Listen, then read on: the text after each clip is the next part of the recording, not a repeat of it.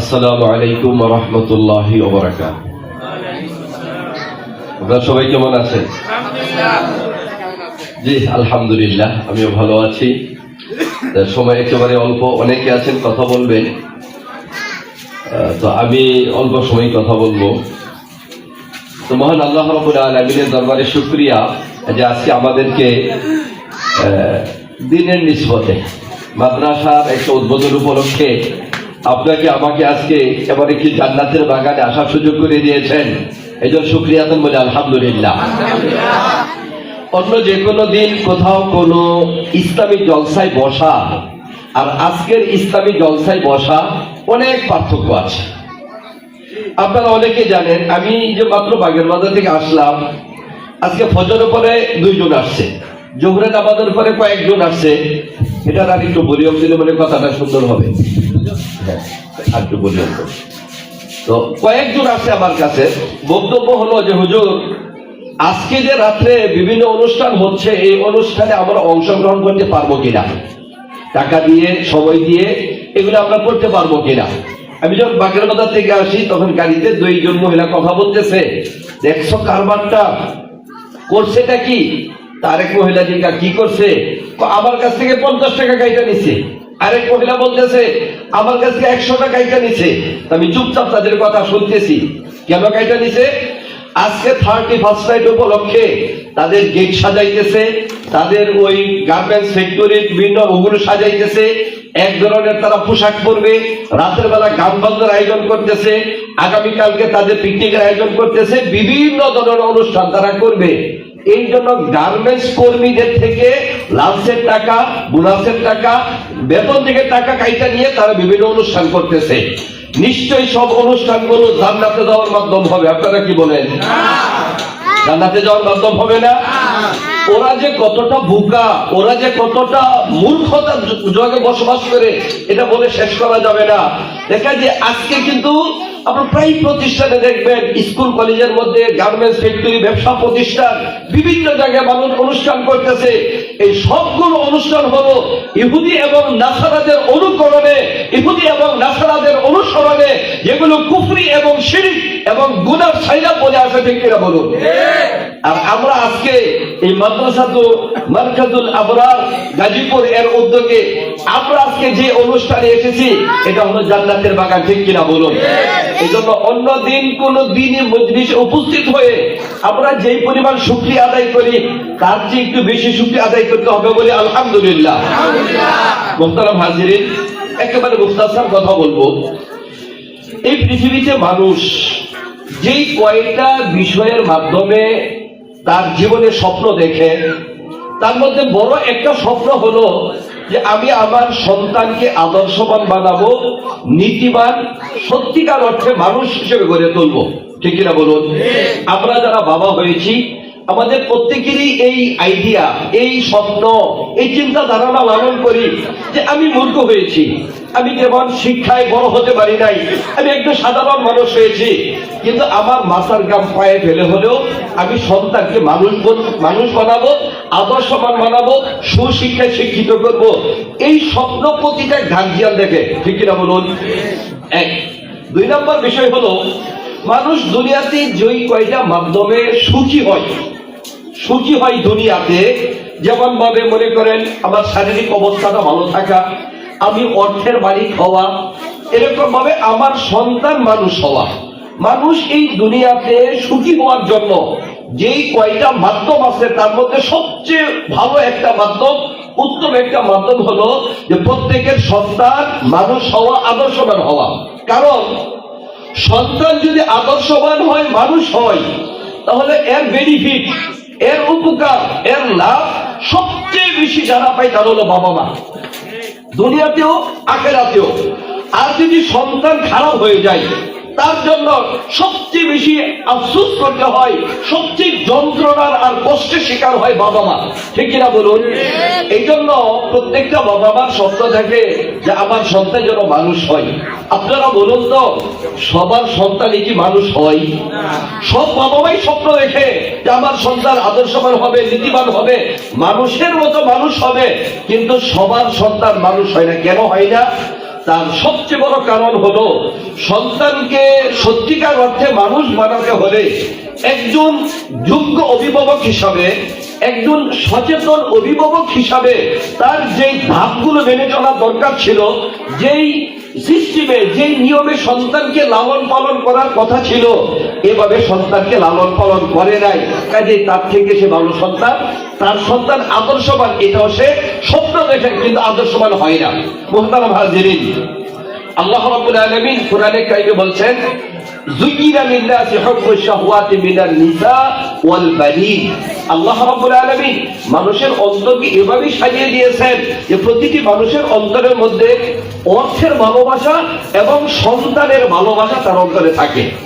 এটা শুধু মানুষ জাতি নয়, এটা শুধু মানুষ জাতি নয়। আমি গত জুমায় মসজিদে বলেছিলাম এই কথাগুলো, যে আপনার যে কোনো প্রাণী, তার কাছে তার সন্তান সবচেয়ে প্রিয়। যে কোনো প্রাণী সে তার সন্তানকে তার বুকে আগলে রাখতে চায়, সন্তানকে আদর যত্ন করে রাখতে চায়। সন্তানের সামান্যতম কোনো ক্ষতি হবে এটা কোনো বাবা মাই চাই না, না মানুষ না অন্য কোনো প্রাণী। এগুলো আপনারা অভিজ্ঞতা আছে। একটা মুরগি যে তার বাচ্চা তুলছে, লালন পালন করতেছে, ছোট বাচ্চা, এই মুরগির বাচ্চাটাকে দেওয়ার জন্য কখনো কাক, কখনো চিল, এগুলো এসব থাপা দেয়, বাজ পাখি থাপা দেয়। এখন বাজ পাখির পাখা আছে, উঠতে পারে, কাক উঠতে পারে, চিল উঠতে পারে, কিন্তু যখন এই বাচ্চাটাকে দেওয়ার জন্য চিল আসে, তখন মুরগি ওই চিলটাকে দফা করার জন্য, প্রতিহত করার জন্য, বাচ্চা নিয়ে গেলে বাচ্চাটাকে চিল কাছ থেকে নিয়ে আসার জন্য সে উড়াল দেয়। সে উঠতে পারে না, সে উড়াল দেয়, চেষ্টা করে আমার সন্তানকে আমি নিয়ে আসবো। একটা গরু বাচ্চা জন্ম দিয়েছে, বাছুর হয়েছে, এই বাছুরটাকে আপনাকে হাত দিবেন, ওই গাই দেখবেন মুসুম খারাপ করতেছে, না না তুমি আমার বাচ্চাকে হাত দিতে পারবে না। প্রতিটি প্রাণী দুনিয়াতে এরকম নিজের সন্তানকে চেষ্টা করে আগলে রাখার জন্য। আল্লাহ তাআলা বলতেছেন, আমি মানুষ জাতিকে এভাবেই বানিয়েছি, তার অন্তরের মধ্যে অর্থের ভালোবাসা এবং সন্তানের ভালোবাসা। যুয়িনা লিন-নাসি হুব্বুশ শাহওয়াতি মিনান নিসা ওয়াল বানিন, নারীদের ভালোবাসা, সন্তানের ভালোবাসা, অর্থের ভালোবাসা দিয়ে আল্লাহ তাআলা বানিয়েছেন। মুহতারাম হাজিরিন, আরেক জায়গায় বলতেছেন, ইন্নামা আমওয়ালুকুম ওয়া আওলাদুকুম ফিতনা। তোমাদের অর্থ সম্পদ এবং তোমাদের মাল তোমাদের জন্য পরীক্ষা। তুমি অর্থ সম্পদ দিয়ে তোমার পরকালকে কামাই করলে, তোমার সন্তান দিয়ে তুমি কি পরকালকে কামাই করলে, নাকি দুনিয়ার মধ্যেই তুমি এটাকে ব্যয় করে দিলে, শুধু দুনিয়ার পিছনে ব্যয় করলে? এটা তোমার জন্য একটা পরীক্ষা। মুহতারাম হাজিরিন, আজকে আমাদের সমাজের মধ্যে এই সন্তানকে মানুষ করার জন্য সবাই চাই, কিন্তু হয় না। তাহলে আমি একেবারে সংক্ষেপে বলবো, কোন ধাপগুলো মেনে চললে আমাদের সন্তান সত্যিকার অর্থে মানুষ হবে, কোন ধাপগুলো মেনে চললে আমাদের সন্তান সত্যিকার অর্থে মানুষ হবে, কথাগুলো সংক্ষেপে বলতে হবে। তার মধ্যে প্রথম ধাপ হলো যে বিয়ে শাদী করার আগে চিন্তা করতে হবে। বিয়ে শাদী করার আগে চিন্তা করতে হবে, যারা বিয়ে করে নাই তাদের জন্য কথাটা কাজে লাগবে। সেটা হলো, আমি যখন বিয়ে করব তখন আমার চিন্তা করতে হবে, আমি যাকে বিবাহ করছি সে শুধু আমার স্ত্রী নয়, সে আমার সন্তানেরও মা হবে, সে আমার সন্তানেরও মা হবে। এই জন্য বিয়ে করার সময় ভালো বংশের মেয়ে, দিনদার মেয়ে, এরকম ভাবে শিক্ষিত মেয়ে দেখে বিয়ে করতে হবে। মনে রাখবেন, মায়ের পেট হলো ফ্যাক্টরির মতো, ফ্যাক্টরির মধ্যে যেই ধরনের পণ্য থাকবে তার থেকে ওই প্রোডাক্ট বের হয়ে আসবে। মা যদি ভালো হয় তাহলে তার সন্তান ভালো হবে, মা যদি খারাপ হয় সন্তান খারাপ হয়ে যাবে। যারা বিয়ে শাদী করে ফেলেছি এখন আর ওদের আফসোস করে লাভ নেই, তবে এখন আপনি কার্যকরী পদক্ষেপ নিতে পারেন। সেই পদক্ষেপগুলো কি? যদি আপনার স্ত্রী দিনদার না হয়, দিনী শিক্ষায় শিক্ষিত না হয়, আলহামদুলিল্লাহ বর্তমান সময়ে আপনার দাওয়াতে তাবলীগের মাস্তুরাতের জামাত আছে, আপনার বিবিকে ছলে বলে কৌশলে বুঝিয়ে শুনিয়ে দু একটা মাস্তুরাতে সময় লাগান, দেখবেন দিনদারি ফিরে আসবে। আপনার ঘরের মধ্য থেকে গান বাজনা, নৃত্য দেখার জন্য, অশ্লীলতা দেখার জন্য যত মাধ্যম, এই সবগুলো সরিয়ে ফেলুন। টিভি, কম্পিউটার, টাচ মোবাইল যদি এসে অসৎ ব্যবহার করে, এগুলোকে সরিয়ে ফেলুন। এরপরে আপনার বিবির জন্য আপনার ইসলামিক আলোচক, ভালো ভালো স্কলারদের ভালো আলোচনা, যেগুলো মহিলারা পছন্দ করে, এমন আলোচনা তার সামনে পেশ করুন। ধর্মীয় কিছু বই নিয়ে আগে আপনি পড়ুন, এরপর আপনার বিবিকে পড়ান। যাদের স্ত্রী দিনদার নয় তাদের দেখবেন আলহামদুলিল্লাহ আস্তে আস্তে সে পরিবর্তন হয়ে চলে আসে।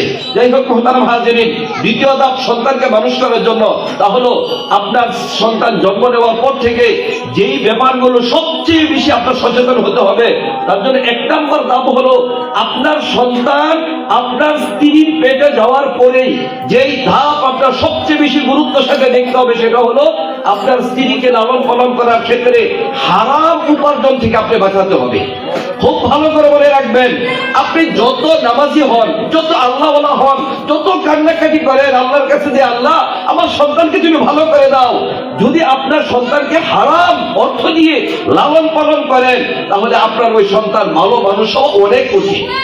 এই জন্য সন্তান আপনার স্ত্রী পেটে যাওয়ার সাথে সাথে আপনার স্ত্রীকে পর্দার মধ্যে রাখুন, দিনী পরিবেশের মধ্যে রাখুন, হালাল খানার ব্যবস্থা করুন।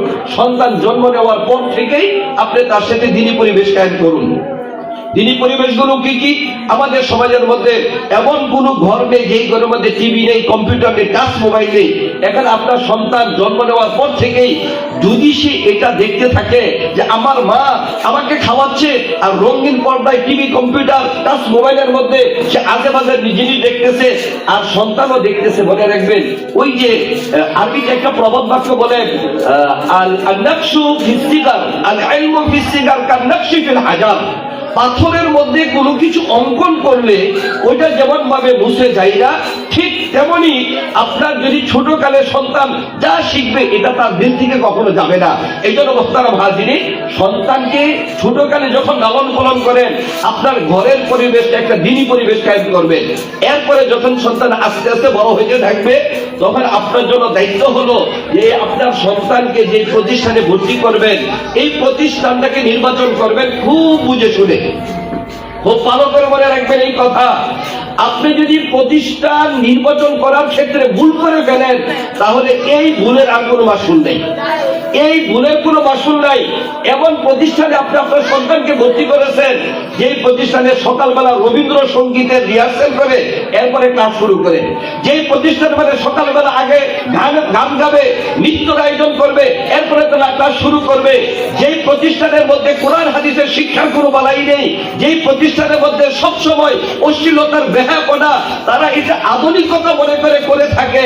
মনে রাখবেন এরকম প্রতিষ্ঠান সিলেক্ট করতে, প্রতিষ্ঠান নির্বাচন করতে যদি ভুল করে ফেলে প্রতিষ্ঠানের যেই দ্বারা ওই দ্বারা আপনার সন্তান মানুষ হবে, আফসোস করবেন আপনার সন্তান কিন্তু আদব সমান হবে না।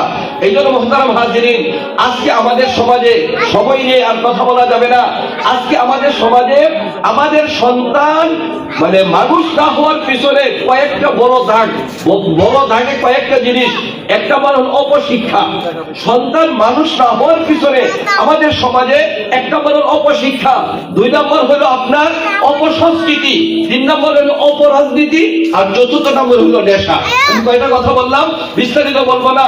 একটা হলো অপশিক্ষা, আরেকটা হলো অপসংস্কৃতি, আরেকটা হলো অপরাজনীতি, 4র্থ নম্বর হলো নেশা। এই 4টা কারণে আমাদের সন্তান অমানুষ হয়, এরা মানুষ হয় না। অপশিক্ষার কথা যদি বলি একেবারে সংক্ষেপে, আপনার সন্তানকে যদি মানুষ করতে চান তাহলে অবশ্যই কোরআন হাদিসের শিক্ষার ব্যবস্থা রাখবে। কোরআন হাদিসের শিক্ষা ছাড়া কোনো বিকল্প নেই। আজকে এই যে আজকে মাদ্রাসা হয়েছে, মাদ্রাসা মারকাজুল আবরার, এই যে মাদ্রাসা হয়েছে, এইসব মাদ্রাসার সিলেবাসটাকে এভাবে তৈরি করা হয়েছে যে আপনার সন্তান মাত্র 3 বছর, কোন জায়গায় 2 বছর, সর্বোচ্চ 3 বছর এইসব প্রতিষ্ঠানে পড়াবেন। এই প্রতিষ্ঠানে আপনার সন্তানকে 3 বছর পড়ালে কি নাম হবে জানেন? 1 নম্বর, সে কোরআনটা সহি শুদ্ধভাবে তেলাওয়াত করতে জানবে। 2 নম্বর, জীবন চলার ক্ষেত্রে যতগুলো সুন্নতি আমল আছে, খানা দানা, ঘুম, মসজিদে ঢোকা, বাথরুমে ঢোকা, কাপড় পরা, ঘরে ঢোকা, ঘর থেকে বের হওয়া, মানুষের সাথে কথাবার্তা বলার ব্যাপারে যত সুন্নতি আমল আছে এই সবগুলো সে শিখবে। 3 নম্বর, জীবন চলার ক্ষেত্রে যতগুলো মাসনুন দোয়া আছে, খাবার আগে দোয়া, খাওয়ার পরে দোয়া, ঘুমার আগে দোয়া, ঘুমের পরে দোয়া, অর্থাৎ জীবন চলার ক্ষেত্রে যত মাসনুন দোয়াগুলো আছে এই দোয়াগুলো শিখবে। 4 নম্বর, অনেকগুলো হাদিস যেগুলো জীবনের সাথে সম্পৃক্ত এই হাদিসগুলো শিখবে। 5 নম্বর, এই মাদ্রাসায় মাত্র 3 বছর পড়াবেন, বাংলা, অঙ্ক, ইংরেজি, আরবি, ইতিহাস, ভূগোল যা আছে এই সবগুলো সেখানে শিখতে পারবে। মুহতারাম হাজিরিন, ঠিক আপনার এই সন্তানকে 3 বছর স্কুলে পড়াবেন, কি শিখবে? বাংলা, অঙ্ক, ইংরেজি, ইতিহাস, ভূগোল, অঙ্ক এগুলো শিখবে। সাথে শিখবে ছোটকালে কিভাবে কমর ধরে নাচতে হয়, কিভাবে মোবাইল চালাতে হয়, পাবজি গেম কিভাবে খেলতে হয়, পিকচার কিভাবে দেখতে হয়, অশ্লীলতা, নাচ, নৃত্য কিভাবে, খেলনার পিস্তল দিয়ে কিভাবে গুলি করতে হয়, এগুলো তারা শিখবে। মোহতারাম হাজিরিন, এরপরে ওই যে স্কুলে 3 বছর পড়ছে, এটা শেখার পরে আপনার সন্তান হবে নাস্তিক, আপনার সন্তান হবে নেশাখোর, আপনার সন্তান হবে সন্ত্রাসী। আর যদি মাত্র 3 বছর এখানে পড়ান, আমি যেগুলো বললাম আগে ধর্মীয় দৃষ্টিকে, এগুলো তো পাবেই, সাথে সাথে পাবে হলো বাংলা, অঙ্ক, ইংরেজি, আরবি। তাহলে আপনার সন্তান এখানে পড়াবে না কোথায় পড়াবেন? আমি চ্যালেঞ্জ করে বলতে পারি এই কথা, আমি চ্যালেঞ্জ করে, এটা আপনাদের ভবানীপুর এই হাই স্কুল মাদ্রাসা দীর্ঘদিন ঈদের নামাজ পড়াইছি, এখন ব্যস্ততার কারণে আর আসতে পারি না। সিরিজের আব্দুর রশিদ মাস্টার আপনারা চিনেন, ওনার প্রতিষ্ঠানে আমি আছি, 700 মতো ছাত্র এখানে আছে। এগুলো এখন আমাদের অভিজ্ঞতা। আপনি আপনার সন্তানকে যদি শুধু স্কুলে পড়ান, তাহলে আপনার সন্তান সন্ত্রাসী হয়ে যাবে, নেশাখোর হবে, আফসোস করবেন, কোনো লাভ হবে না। আর আপনার সন্তানকে 3 বছর এখানে পড়াবেন, আমি চ্যালেঞ্জ করে বলতে পারি আপনার সন্তান নাস্তিক হবে না, মুরতাদ হবে না, সন্ত্রাসী হবে না, নেশাখোর হবে না, এবং কোনোদিন আপনাকে আপনার সন্তান বৃদ্ধাশ্রমে দিয়ে আসবে না। আর যদি সন্তান এখানে না পড়ান, আপনাকে বৃদ্ধাশ্রমে দিয়ে আসবে। আমার সর্বশেষ কথা হলো, খুব ভালো করে এই কথাটা মনে রাখবেন, সন্তানকে শুধু মাদ্রাসায় দিলে হবে না। একটা সন্তান মানুষ হওয়ার জন্য 3টা ধাপ পালন করতে হবে। 1 ছাত্র ভূমিকা, 2 উস্তাদের ভূমিকা, 3 হলো অভিভাবকের ভূমিকা। আপনার অভিভাবক হিসাবে আপনার সন্তানকে শুধু মাদ্রাসায় দিয়ে গেলে হবে না, সার্বক্ষণিক উস্তাদের সাথে যোগাযোগ রাখতে হবে যে আমার সন্তান কিভাবে পড়তেছে, তার মনোমানসিকতা কি, তার শারীরিক অবস্থা কি, সে উস্তাদের সাথে কি বেয়াদবি করে কিনা, এগুলো আপনাদের খেয়াল করতে হবে।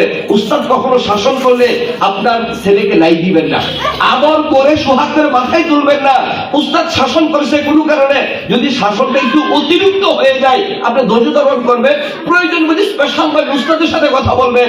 আপনার সন্তানের সামনে যদি আপনি কখনো এই কথা বলছেন, হ্যাঁ আমি বেতন দিয়া মাদ্রাসায় আমার ছেলেকে পড়াই, কোন হুজুর আসছে, কোত্থেকে আসছে, এত বড় সাহস আমার ছেলের গায়ে হাত তুলছে, এই চল দেখি, খবরদার। আপনি যদি এই কথা বলছেন, না আপনার সন্তানের পায়ের মধ্যে কুড়াল দিয়ে আঘাত করছেন, ওই সন্তান আর মানুষ হবে না।